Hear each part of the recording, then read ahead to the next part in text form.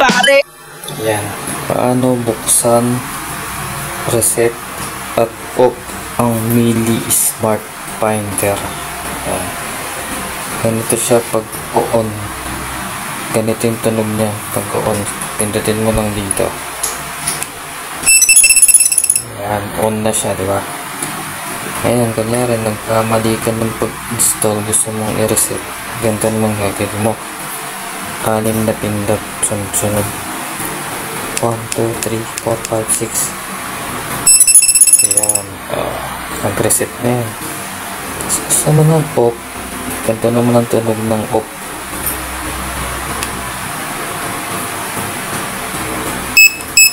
Ayan, off na siya. Ayos.